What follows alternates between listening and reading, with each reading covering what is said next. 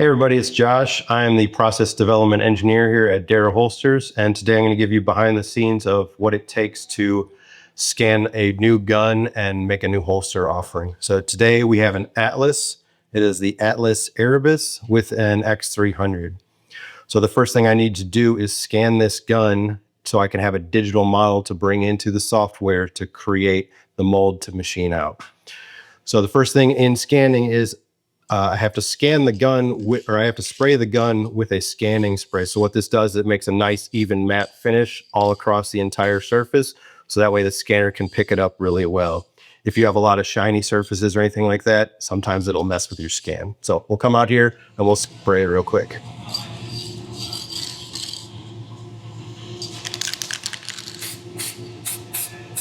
So this spray, it sublimates. So if you remember from high school chemistry, it goes straight from a solid to a gas. It leaves no residue at all. It doesn't hurt the gun. It doesn't hurt any of the accessories, but it works really well for when we're scanning. I just have to make sure I get all the surfaces coated really well. Anything that's not coated typically doesn't show up in a scan. So, all right, so that looks pretty good. The next step, we'll jump here into the office. I'll show you what the next step is.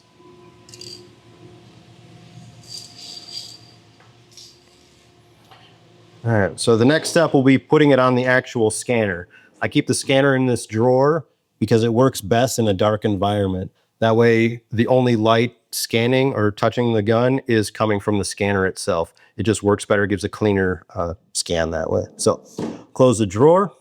I'll walk over here to the computer and I'll just hit the start scan button. So the scanner is just taking images. So it'll take an image, it'll rotate, it'll take more images and things like that. So it's building a point cloud. As you can see right here, it's already scanning one side. So once it's done with its full 360 scan, I'll turn the gun into multiple positions to get a complete build of the entire point cloud. The more information the scanner collects, the better the scan turns out. And that way I have a better base to work on when I'm starting to make the mold.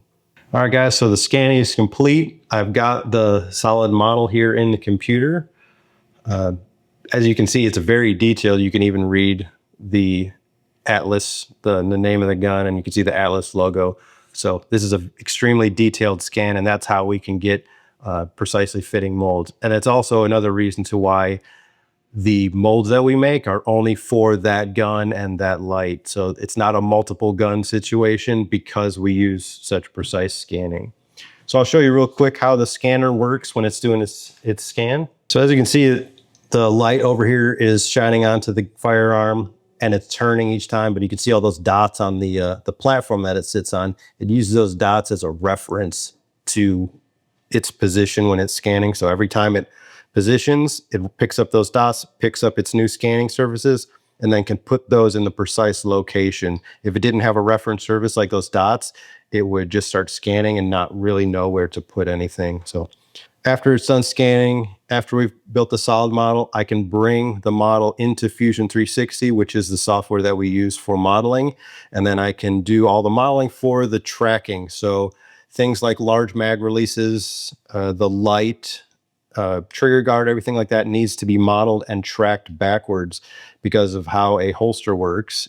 You have to put it in from the back. So everything that's going in there has to have a track to ride in. Otherwise, it would just stop when it hits one of those things.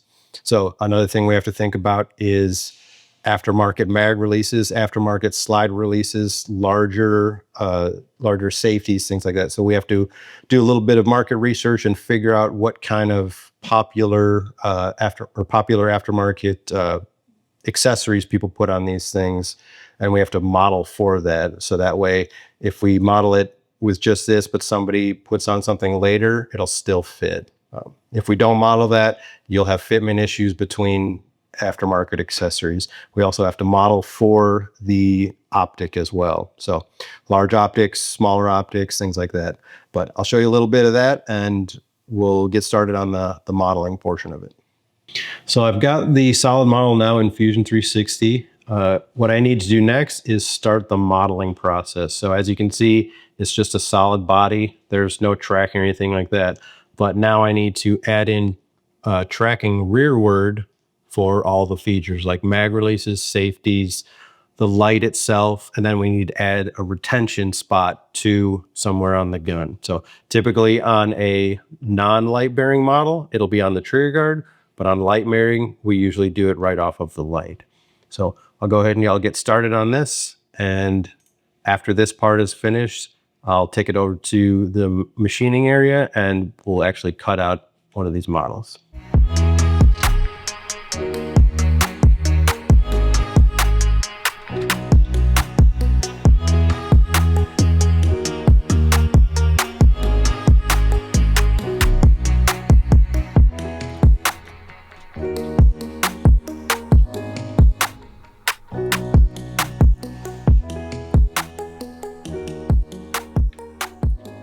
All right, so I've got all the modeling finished. I've got all my tool paths ready for the CNC machine to cut out our model. So what we're gonna do next, we're gonna take the flash drive with my file on it, and we're gonna take our raw material, head back to the machining area and get this thing started.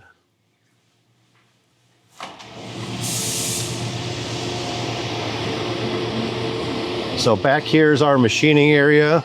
We use these two larger machines here to make all of our aluminum parts, and we use a little bit smaller machine to make the molds.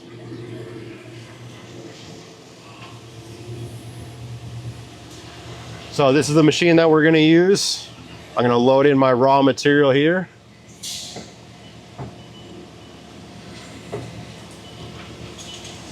Load my file. Select our file. And this will load up, this will do everything for me, so. All right, now that the file is loaded, all I have to do is hit this green button. Machine's gonna start. There we go. Now I'll come back in about 45 minutes to flip it over and do the other side. But until then, I can keep doing what I need to do in there, making more models and other stuff.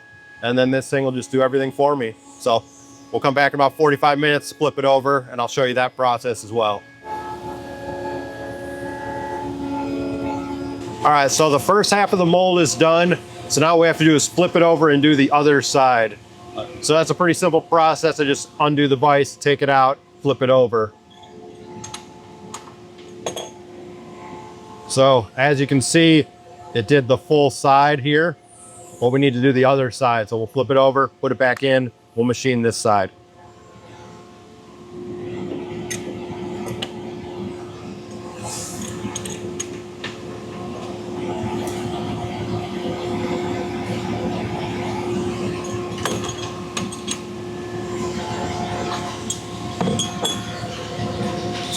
All right. So it's going to change tools to the other tool, machine the other side, and just like before, we'll come back in about 45 minutes when this side is done.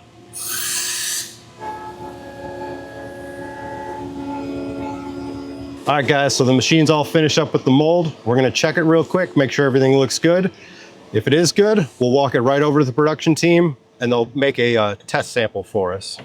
So everything looks good. All the detail is there. The finish looks great. So we're gonna walk this straight over to the production team. Every time we make a new mold, we have to make a sample first, just to make sure everything fits good, make sure all the features are there, and the retention is there as well. So there you go. So that's now off to the production team. He's gonna make me a test sample. We'll test fit it with the actual firearm. Then if it's good, it'll go straight into production. If you guys want to see any more behind the scenes, leave a comment down the bottom and we'll show you a little bit more. Thanks for watching.